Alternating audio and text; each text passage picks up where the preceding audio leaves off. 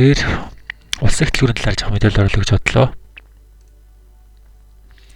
Топ 20 индекс төр байдаг компани болно. Тэгсэн мөртлөө аюу амар муу гүйцэтгэлтэй.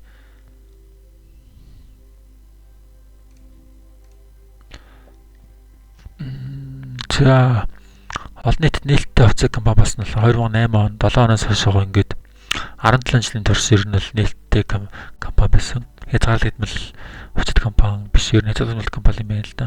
За тэгүн гутаа 17 жилийн хугацаанд ерөөсөө ганц шатад ногдлоо шиг өгөөгүй. Нэг юм сони компани байна. За тэгээ эзэмшигчдийн мэдээллийг нь харахаар энэ Ренцэн Содном, Баяр сайхан Эрдэнэ буюу нэг гэр бүлийн хүмүүс ерөөсөө ингээд эзэмшдэг. Номгийн хүмүүс ер нь бол ус их төрөг эзэмшдэг юм байлээ. 50-аас илүү хүн эзэмшдэг гэдэг чинь тузын энэ шийдвэрт нөлөөлөл явуулсан гэсэн үг. За тэгээд энэ компани маань өөрөө ерөөсөө тийм алдагдал хүлээх боломжгүй хотын А бүсэд байдаг. Түрээсийн маш өндөр. Түрээсээс бараг 100 ам/м квадратыг жилийн 100 мянган орчмоор түрээсэлдэг юм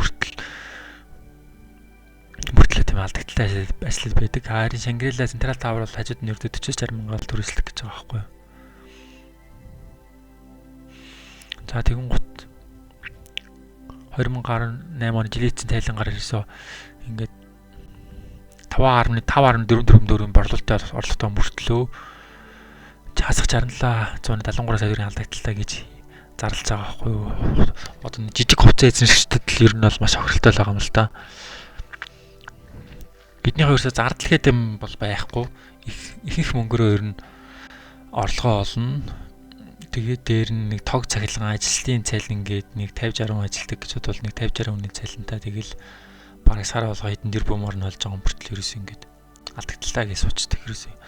Айгуу дампуу компани.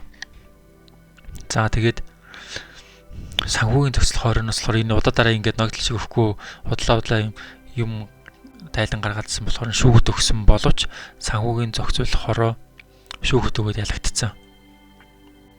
Ялагдсан шалтгаан нь болохоор яг нөгөө нэг үндсэлтэй хуулийн хүрээнд бол ер нь үндсэлтэй юм байхгүй гэж үзсэн байгаа даа. Ер нь л ус их төлөвөр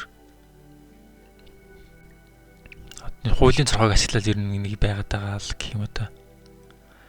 Одоо тэгэл хойны ус их төлөвийн хувьцааг авсан хүмүүсээс яхаг мэдэхгүй юм даа. Тэгэл 10 хэдэн жил хувьцаагаа төгжүүлээл тэгэл мөнгө ерөөс огт ногдлоо шиг авахгүй яваад байгаа нэг хэцүү л юм. Ер нь л номин эзэмшдэг болохоор номингийн тэр нэг ус их төлөвийн ном бол бараг түрээсээ өнгөл гэсэн үг юм байл л те. Энд чинь нэг компани бол очиж байгаа юм чинь. Тэгээд санхүүгийн зохицол хорооноос болохоор ер нь аль болох шүүгүүд өгөхгүй, аль болох хорж цагдахгүйгээр зүгээр аль болох нүүний шаардлага өгөх маягаар. Тэ одоо жишээ нь бид албадлага хэрэглэхээс илүү ойлголцохыг илүү үзэж байна гэж байгаа аахгүй. Шаардлага тавихтай болохоор хувь нийлүүлэн хөрөнгийн дүрмийн сангаа зөвгөөр тусгах те төрөөсөлтийг сонгон шалруулах ажиллагаанд жижиг хугацаа эзэмшдэг оролцуулах тогтолцоог тэмбүрдүүлэх. За тэгээд дээр нь улс их төлөвийн бие даасан байдлыг хангуулж бүтц оронтойг шинжилэн баталж төлөөлөг удирдлагын үйлдвэрийн шийдвэрийг гаргах те.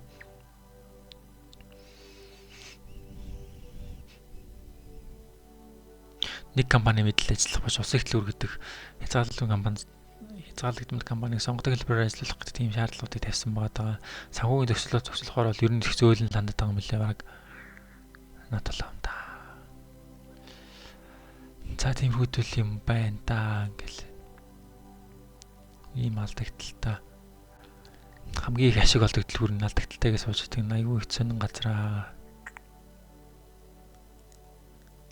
За өнөөдрийн бичлэгээр энэ үрээ тусгая. Авчлахгүй хувцаа улс их төлөвөр орлоо.